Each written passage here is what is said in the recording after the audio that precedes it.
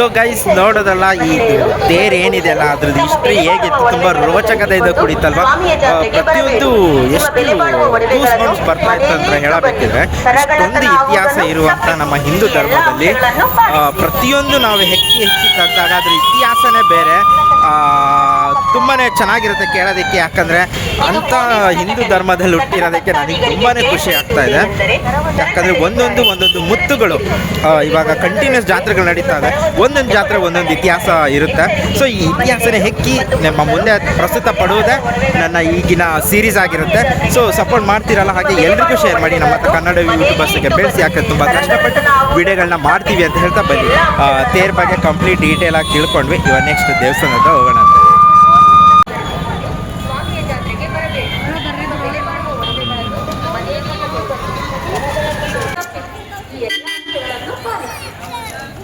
ಸ್ವಾಮಿಯ ಜಾತ್ರೆಗೆ ಬರಬೇಡಿ.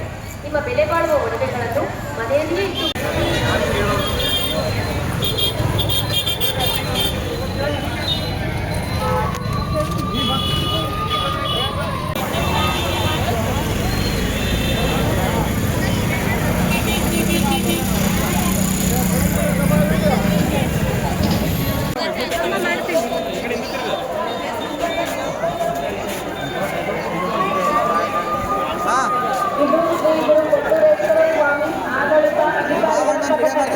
ಶ್ರೀ ಸ್ವಾಮಿಯ ಭಕ್ತಾದಿಗಳಿಗೆ ತಿಳಿಸುವುದೇನೆಂದರೆ, ಭಕ್ತಾದಿಗಳು ಸರತಿ ಸಾಲಿನಲ್ಲಿ ನಿಂತು ಸ್ವಾಮಿಯ ದರ್ಶನ ಪಡೆದುಕೊಳ್ಳಬೇಕಾಗಿ ವಿನಂತಿ.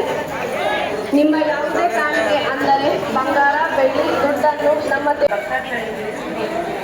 ಶ್ರೀ ಗುರು ಬಸವೇಶ್ವರ ಸ್ವಾಮಿಗೆ ಯಾವುದೇ ಸೇವೆ ಸಲ್ಲಿಸುವವರು ಜವಳ, ವಾಹನ ಪೂಜೆ, ಪ್ರತಿನಿತ್ಯ ಅನ್ನ ಸಂತರ್ಪಣೆಗೆ ಹಾಗೂ ಇವಾಗ ಎಕ್ಸಾಕ್ಟ್ಲಿ ನಾನು ದೇವಸ್ಥಾನ ಏನಿದೆ ಅಲ್ಲ ನಾನು ಇಲ್ಲಿ ನೋಡ್ಬೋದು. ಸೊ ಅಲ್ಲಿ ಬಂದಿದ್ದೀನಿ. ತುಂಬ ಜನ ಇದ್ದಾರೆ, ನೀವು ನೋಡ್ಬೋದು. ಕ್ಯೂ ಆ ಕಡೆನೇ ಕ್ಯೂ, ಈ ಕಡೆನೇ ಕ್ಯೂ, ತುಂಬಾ ಕ್ಯೂ ಇದೆ. ಸೊ ಇವಾಗ ಒಬ್ಬರು ಸ್ವಾಮಿಗಳು ಸಿಗ್ತಾರೆ. ಸೊ ದೇವಸ್ಥಾನದ ಹಿಸ್ಟ್ರಿ ಏನಿದೆ ಅದೆಲ್ಲ ಪ್ರತಿಯೊಂದು ತಿಳ್ಕೊಂಡು ನಿಮಗೆ ಇನ್ಫಾರ್ಮೇಷನ್ ಕೊಡ್ತೀನಿ ಇನ್ ಡೀಟೇಲ್ ಆಗಿ. ಇವತ್ತು ಬಂದುಬಿಟ್ಟು ಶುಕ್ರವಾರ ದಿನ ಬಂದುಬಿಟ್ಟು ವಿಡಿಯೋ ಮಾಡ್ತಾಯಿದ್ವಿ. ಇದನ್ನು ಮೇ ಬಿ ಇವತ್ತಿಲ್ಲ ನಾಳೆ ಅಪ್ಲೋಡ್ ಮಾಡ್ತೀನಿ. ಶನಿವಾರ ಮೇನ್ ಜಾತ್ರೆ ಏನಿದೆಯಲ್ಲ ಅದು ಫುಲ್ ಕಂಪ್ಲೀಟಾಗಿ ಹಾಕ್ತೀನಿ. Keep waiting guys. ಸ್ವಾಮಿಯ ದರ್ಶನ ಪಡೆದುಕೊಳ್ಳಬೇಕಾಗಿ ವಿನಂತಿ. ನಿಮ್ಮ ಯಾವುದೇ ಕಾಣಿಕೆ ಅಂದರೆ 083 91 226 333 ಈ ದೂರವಾಣಿ ಸಂಖ್ಯೆಗೆ ಕರೆ ಮಾಡಿ.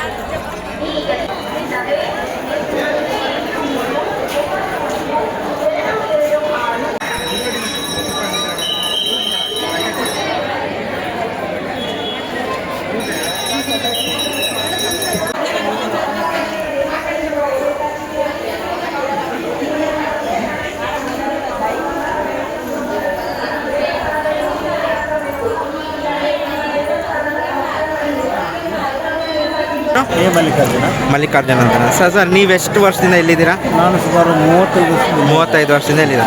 ಸೊ ಇಲ್ಲಿ ಸ್ವಾಮಿ ಪವಾಡ ನಿಮಗೆ ನೀವು ನೋಡಿರೋ ಹಾಗೆ ಕಂಡಿರೋ ಹಾಗೆ ಏನು ನೋಡಿದ್ದೀರಾ?